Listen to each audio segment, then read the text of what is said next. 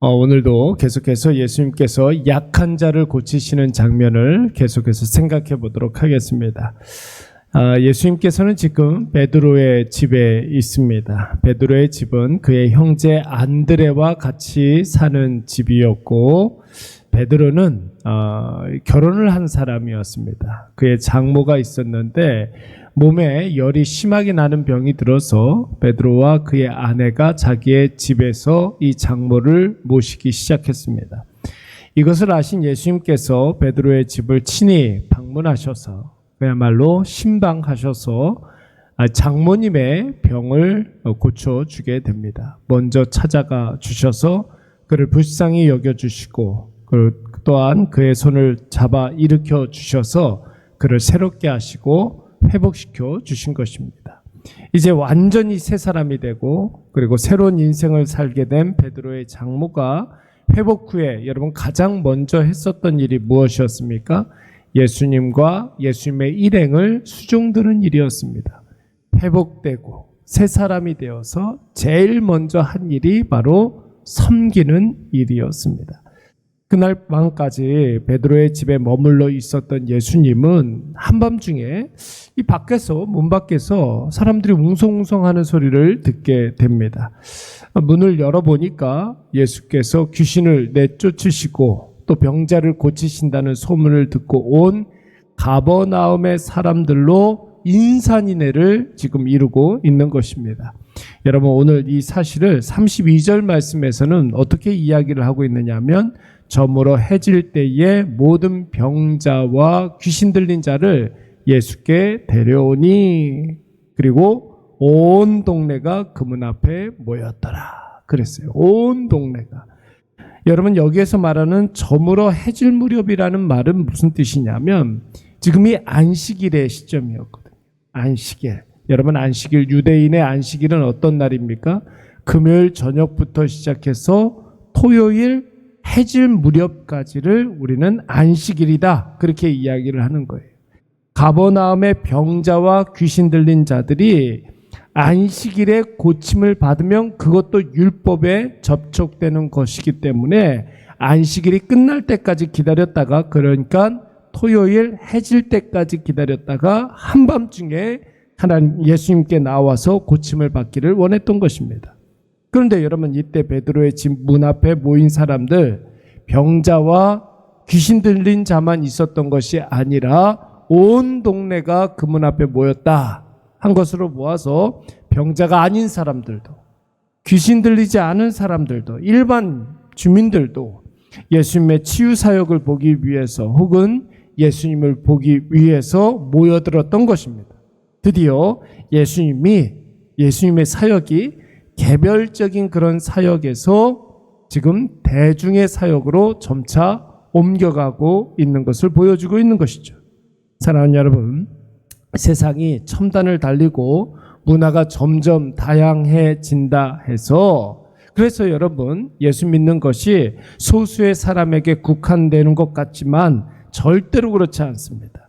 하나님은 세상이 지금 어떻게 돌아가는가 그거하고는 상관없이 어제나 오늘이나 변함없이 하나님의 뜻을 계속해서 이루어 가시는 줄로 믿습니다. 여러분, 이 세상에 대한 하나님의 그 복음 계획이 계속해서 지금 성취되고 있는 중에 있는 거예요. 그래서 여러분, 지금 이 시간에도 예수 믿고 구원받은 사람들이 전 세계 곳곳에서 지금 일어나고 있는 것이죠.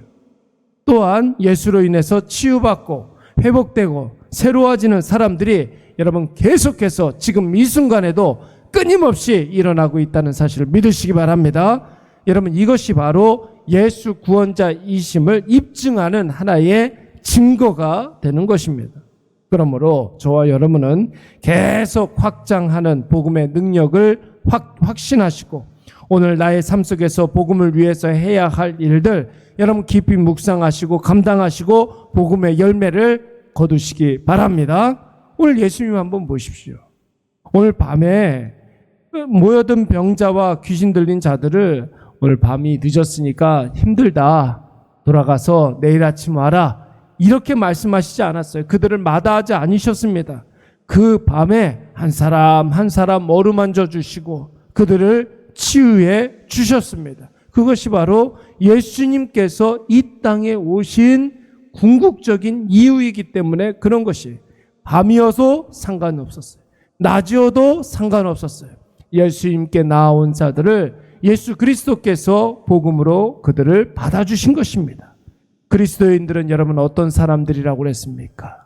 그리스도의 길을 그리스도와 함께 가는데 예수 그리스도의 가르침대로 살아가는 사람들, 우리는 그 사람들을 그리스도인이다 그렇게 이야기를 하죠. 오늘 우리에게 주어진 이 하루의 삶을 여러분 꼭 기억하십시오. 예수님이라면 어떻게 하셨을까? 여러분 이 생각을 마음에 묵상하시면서 복음을 위하여 헌신하시고 복음이 필요한 자에게 다가가서 복음으로 그들을 섬기시는 저와 여러분이 되시기를 간절히 축원합니다. 근데 여러분 여기에서 한 가지 더 우리가 살펴봐야 될 것은 병자를 고치시고 귀신을 내쫓아내시는 그 과정에서 귀신들이 예수님을 먼저 알아봤을 때 예수님께서는 그 귀신들의 말하는 것을 허락하지 아니하셨다고 그랬어요. 잠잠하라 하신 거예요. 여러분 이 말씀은 앞에 우리가 이미 살펴봤던 말씀 24절 25절 말씀과 연관되는 말씀입니다. 귀신이 예수님을 먼저 알아보고 뭐라고 그랬습니까? 나사렛 예수시요, 당신이 우리와 무슨 상관이 있습니까? 오늘 우리를 멸하러 오셨나이까? 나는 당신이 누구인지를 아오니 당신은 하나님의 거룩한 자니이다. 이랬어요. 그때 예수님께서 귀신에게 뭐라고 말씀하셨습니까?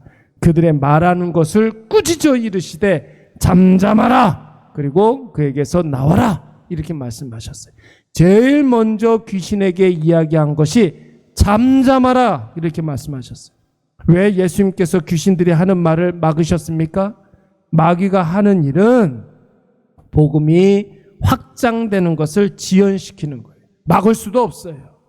하나님 하시는 일이기 때문에 귀신이 막을 수가 없습니다. 그러나 다만 인간들을 복음을 받고 구원을 받아야 할 인간들을 유혹하고 공격함으로 말미암아 그 구원의 시간을 지연시킬 수는 있는 것입니다.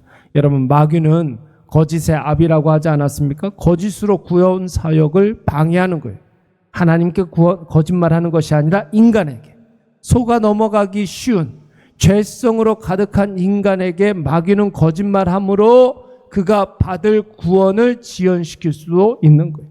없는 말 과장해서 복음을 방해하고 있는 말 없다 하여서 어떻게 해서든지 예수님을 못 믿게 하는 것입니다.